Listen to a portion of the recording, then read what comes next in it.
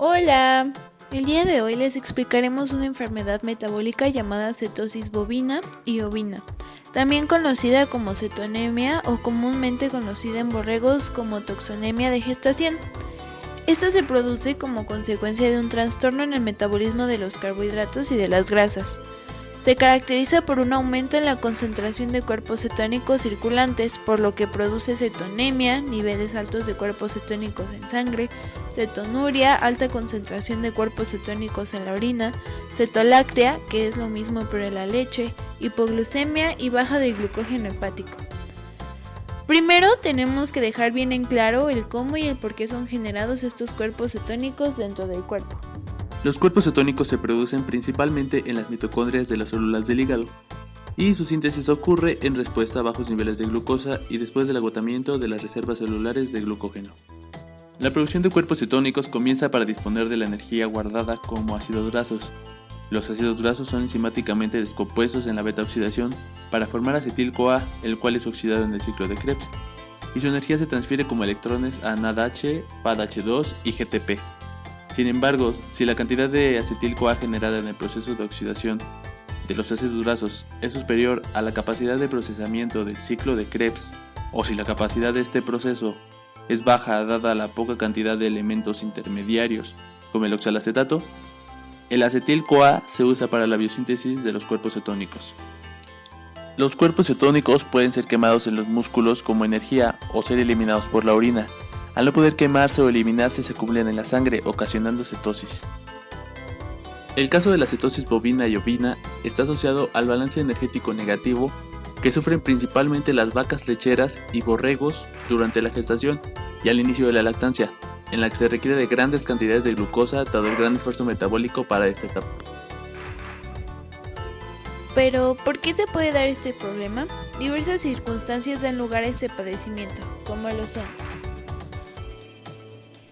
alimentación deficiente en carbohidratos al inicio de la lactancia, debido a dietas mal balanceadas, ayuno en los últimos días de gestación, sobrealimentación en los primeros meses de gestación. Esto puede ocasionar la posterior disminución voluntaria de la ingesta, al reducirse la capacidad ruminal por el depósito de grasa intraabdominal y por el aumento del volumen del útero gestante en las últimas semanas de la gestación.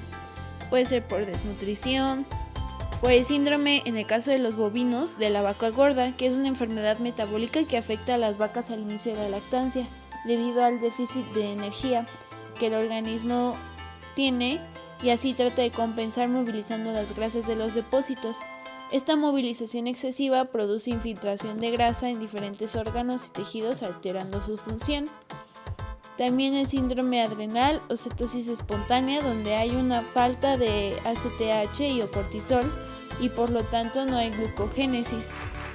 Además de dietas exclusivas de proteína, que para su metabolismo y uso requieren gran cantidad de energía, por lo que extraen más carbohidratos de los que proporciona la dieta. En borregos, la gestación múltiple es una de las principales, debido a las altas demandas energéticas de los fetos y al importante aumento del volumen del útero. La oveja en estas condiciones reduce sus movimientos, disminuyendo así el consumo de alimento. Existe una clasificación de la enfermedad de acuerdo a la presentación de signos clínicos, que son clínica o subclínica. Una cetosis subclínica se define como el incremento en niveles de cuerpos cetónicos en sangre, leche y orina, pero sin presentar signos clínicos, por lo que no es apreciable. En cambio, una cetosis clínica, a diferencia de la anterior, ya aparece con signos visibles y se divide a su vez en pasiva y nerviosa. Una pasiva es la más frecuente y los rumiantes con cetosis clínica de este tipo presentan disminución gradual del apetito, marcada pérdida de peso corporal, heces secas, pica, que es comer piedras, así como disminución de la producción láctea. En el caso de las ovejas, además de los signos anteriores, se separan del resto del rebaño y si se encuentran cerca del parto pueden encontrarse débiles y sufrir problemas en el mismo parto. Una nerviosa se caracteriza por presentar aparente ceguera, anormalidades en el desplazamiento, hiperestesia, que es un aumento anormal y doloroso de la sensibilidad táctil, déficit propioceptivo, tremores agresividad, así como lamentear constantemente alguna superficie o parte de su cuerpo. No se sabe con certeza la causa del cuadro nervioso, sin embargo, es atribuida principalmente a la producción ruminal de alcohol isopropílico a partir de acetoacetato, el cual en el sistema nervioso central tiene un efecto tóxico. La cetosis se clasifica conforme su presentación en cetosis primaria, que es provocada por las causas ya mencionadas, cetosis secundaria, cuando la vaca no come, posiblemente a causa de alguna otra enfermedad, cetosis alimentaria, asociada con el consumo de ensilaje con fermentación butírica y presencia de ácido butírico preformado, el cual se metaboliza a beta-hidroxibutirato, que es un cuerpo cetónico en la pared ruminal. Cada litro de leche contiene aproximadamente 43 gramos de lactosa, misma que necesita formarse a partir de moléculas de glucosa. Este proceso requiere mucha energía.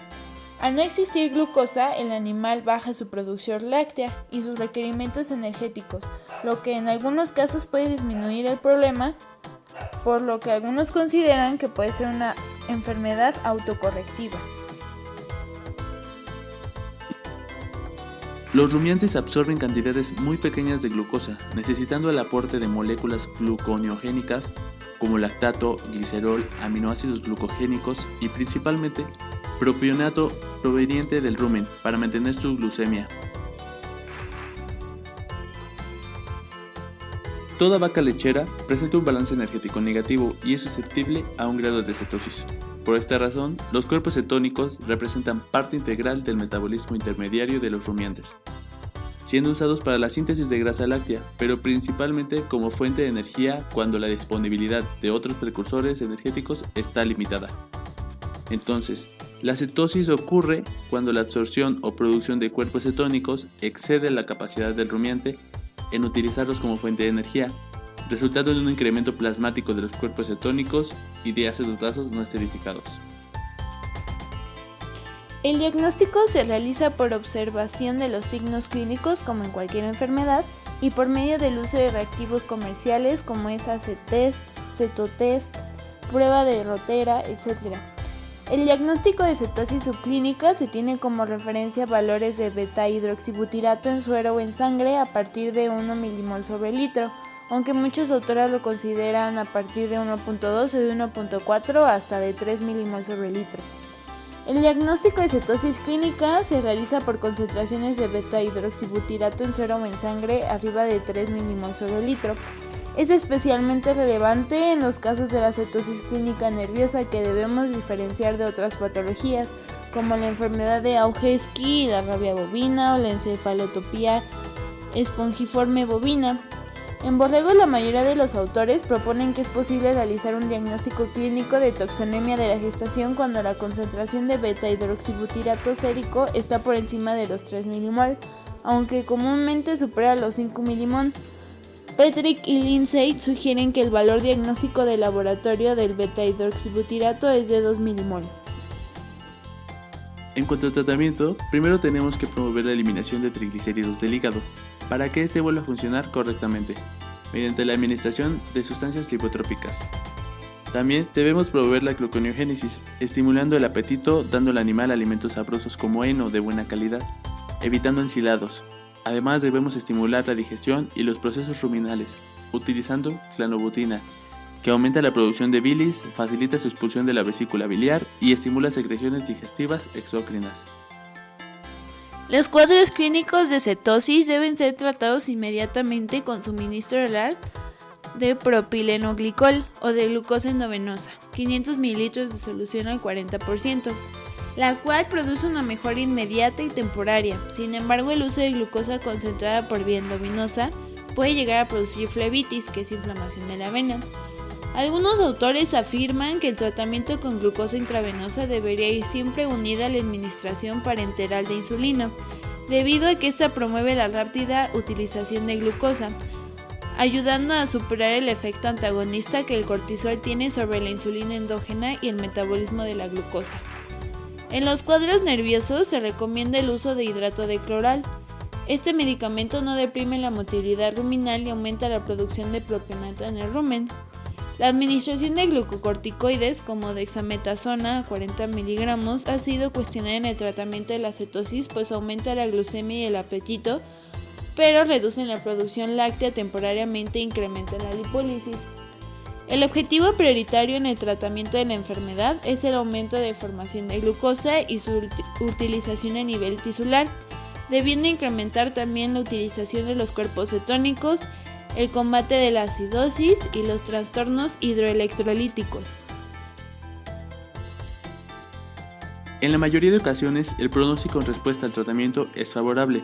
Sin embargo, según su grado de afectación, puede provocar numerosas pérdidas económicas, tanto por los mismos tratamientos como por una posterior disminución de la producción de leche. La muerte solo ocurre cuando la hipoglucemia se prolonga por mucho tiempo, ocasionando toxemia al hígado, que sufre de degeneración grasa y cirrosis. La prevención es la clave para limitar la ocurrencia de cetosis. La cetosis puede ocurrir aun cuando las medidas preventivas se hayan tomado, pero contribuirá de forma importante en la salud del ato si se llevan a cabo.